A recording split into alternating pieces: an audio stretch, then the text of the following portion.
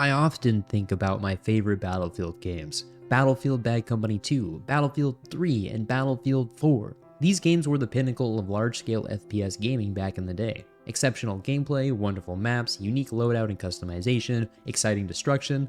All of this before DICE and EA started to follow trends and create the mess that is Battlefield 2024. I miss the feeling of these older games. A sense of wonder as each match had a completely different feeling and outcome. Enter in Embark Studios. Full of ex-Battlefield developers, this developer aims to bring back intense destruction that follows the footsteps of the battlefields of old. With that goal in mind, welcome to the grand arena of the finals. The stage is set, it's showtime! The finals is bombastic. The finals is electric. Every time I think about playing this game, it sparks joy. I get giddy. I start to think about the great plays I pulled off the other day. Smashing through a wall, throwing down a bubble shield, and then body blocking for a teammate as we hope to steal the objective at the last second. I think about protecting the objective until the floor beneath me crumbles and I come crashing down along with the objective. The panic that then ensues as I concoct a plan to keep it under my control. The rush when my team and I bounce above and rain down gas grenades and bullets only for gravity to ultimately plummet us into our own demise. These moments are adrenaline. They are hilarious. They are pure fun. Since the finals was released, I have made more memories than I can count. Even if these moments aren't that great, it's that they felt great. I felt like I enabled a big brain play. Win or lose, I end with a smile on my face. From playing the beta and now into the full release of Season 1 of the finals, I have been fully consumed. Sure, I want to play other games, but how can anything compete? It has been a long time since a multiplayer game has caught my attention in the way that this has.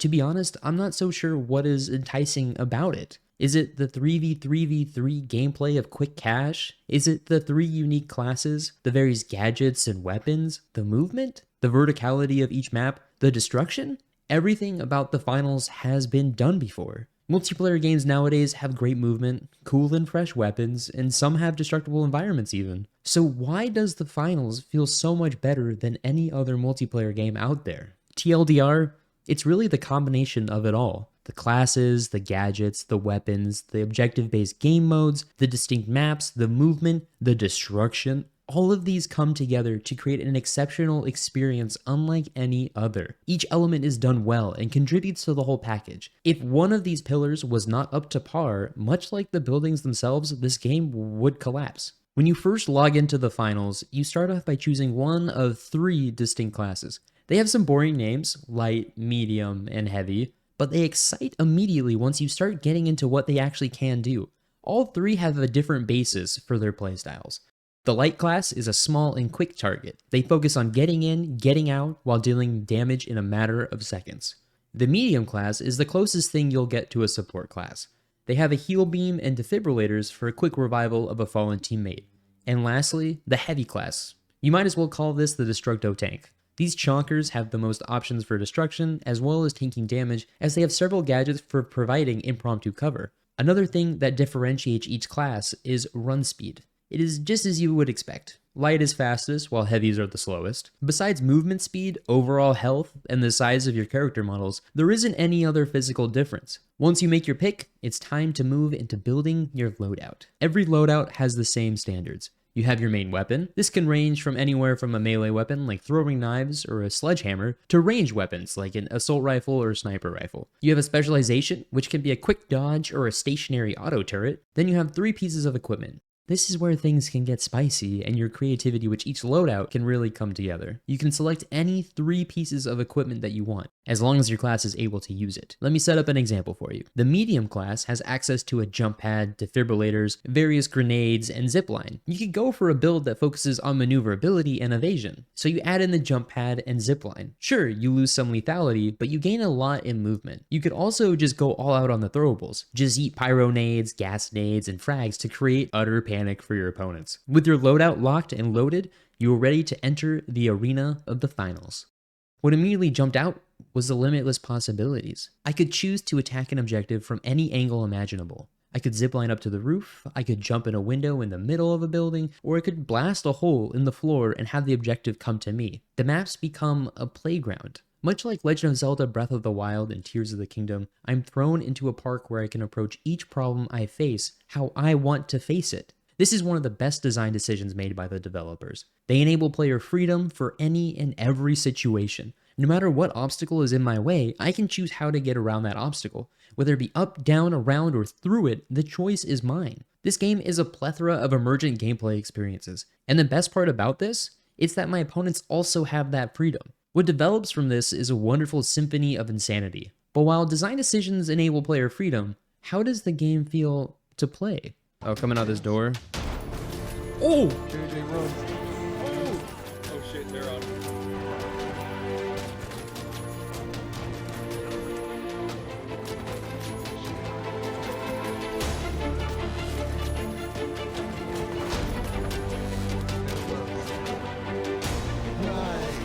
Oh!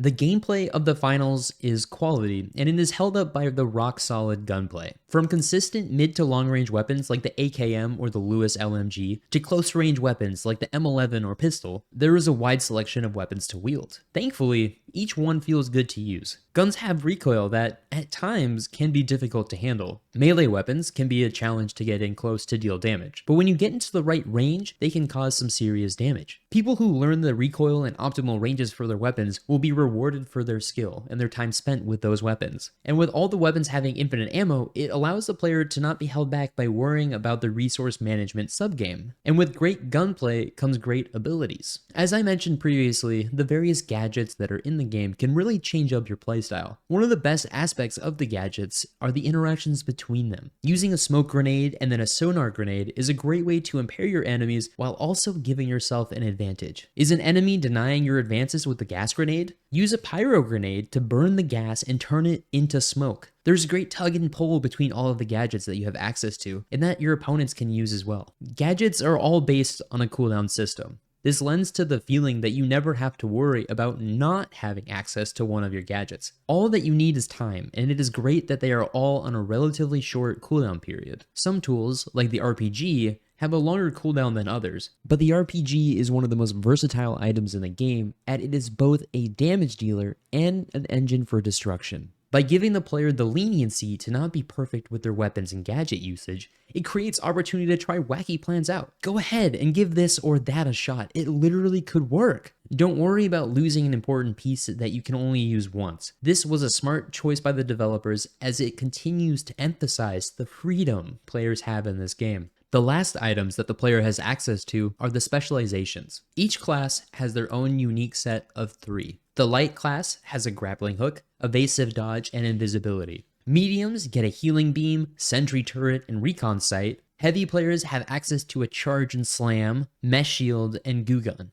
All of these specializations are powerful in their own way. Being able to heal your team is a tremendous boost in survivability. Charging through walls to deal damage and destroy buildings is an effective offensive tool. Turning invisible is a great get-out-of-dodge ability, but can also be used in a devastating assassin build. All of the weapons, gadgets, and specializations interact with each other in fun ways. I love discovering how my approach to the game changes as I unlock a new item for one of my classes. Because there are only a total of 5 items that I can have equipped at once, it brings in some strategy. Luckily, there are reserves. Each loadout carries 4 additional slots called the reserves. In these 4 slots, I am free to put any weapon or gadget. This allows for some counterplay when actually in the arena.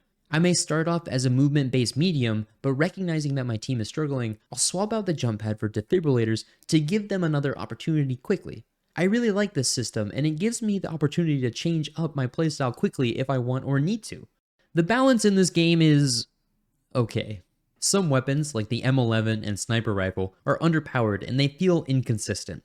It's frustrating to dump a whole magazine or hit several shots only to see my enemy cut me down quickly and I've taken down half their health. The M60 is also another weapon that is just purely outperformed by a similar counterpart, the Lewis machine gun. The Lewis has a much more manageable recoil. The trade-off is the M60 has a larger magazine, but if I don't hit those shots, what's the point of shooting more bullets? Other weapons like the Heavy's SA-1216 shotgun or the Medium's AKM assault rifle feel so much stronger and consistent. I can mow down opponents with ease. I find myself using these weapons more often than not. It feels good to beat an enemy in a 1v1, and these weapons are more capable at doing that. It's disappointing that this is the case for weapon balancing because the sniper is one of the most fun weapons to use. It's just not good. I have a difficult time reading the balance of classes though. Heavies seem to run the game, taking damage, causing havoc with destruction, and taking names with their great weapons. Their larger health pool and access to shields is extremely powerful. Those aspects can mitigate a lot of mistakes that players make, myself included. It can also be really frustrating to play against. If shields become too prevalent, it can create a meta that is slow and not engaging to play against. The light class feels weakest. They may have one of the most annoying combos, stun gun and invisibility with a double barrel shotgun, but with their 150 health pool, they just fall over when someone looks at them. It's not fun to start a fight and then immediately get dropped. Yeah, it could totally be a skill issue and I'm just bad. Regardless, the light's weapon selection was weak and it felt too easy to be taken out. I understand that it can be difficult to balance all of these variables that the finals offers, and so it is good to see the developers already making moves with balance changes. Like all multiplayer games, its lifespan depends on the balance of the game.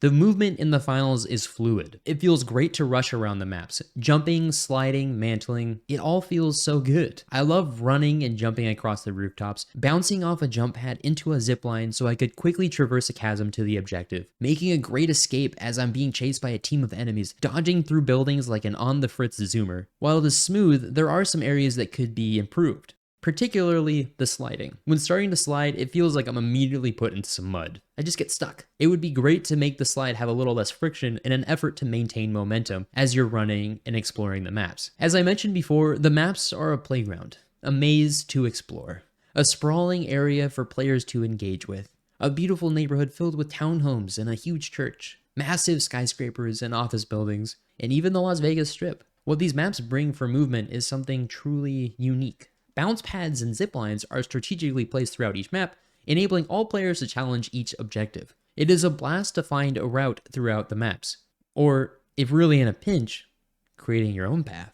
The biggest draw about this game is the destruction. Each environment is almost fully destructible. The closest comparison to this type of destruction is Battlefield Bad Company 2. In that game, you can level entire buildings and turn the whole map into a wasteland. In the finals, it is an evolution of Battlefield Bad Company 2. You can level entire buildings, but the debris remains. This creates interesting scenarios as each match progresses. The rubble of the destroyed building can be a new home for the objective, which in turn changes how you can attack or defend it. Small nooks can be used as a hiding place. Pop out and take out the enemy stealing the cash out. Attacking the box? Throw in a smoke, and with all the debris, it is practically impossible to track you down. The finals is honestly one big sandbox for everyone. It is absolutely wild how game-changing the destruction is. Not only does it change how the maps play, it's just so much fun.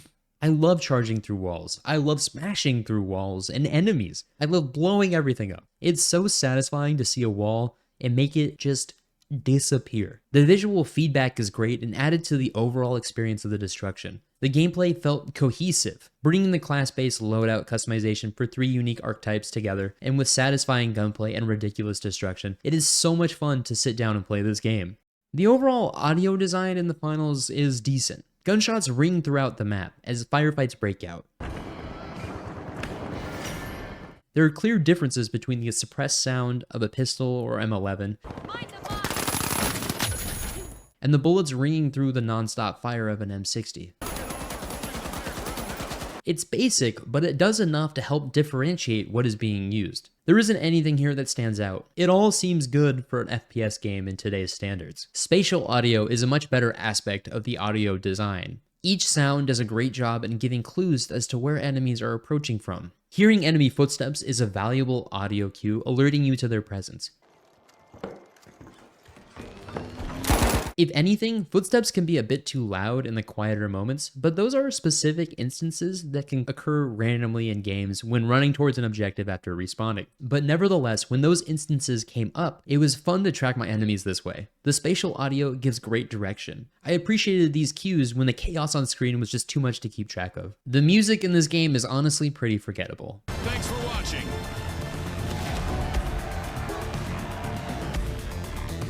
I was hyped the first time hearing the main screen and after-match music. Now, I'm excited to play because I want to play. The music barely registers in my mind. In matches, the music is hardly perceivable, only showing up towards the end of the game when a team is about to cash out and win the game. It's all over, folks. There could be moments where it flourishes and gives a nice boost to a great play or objective takeover.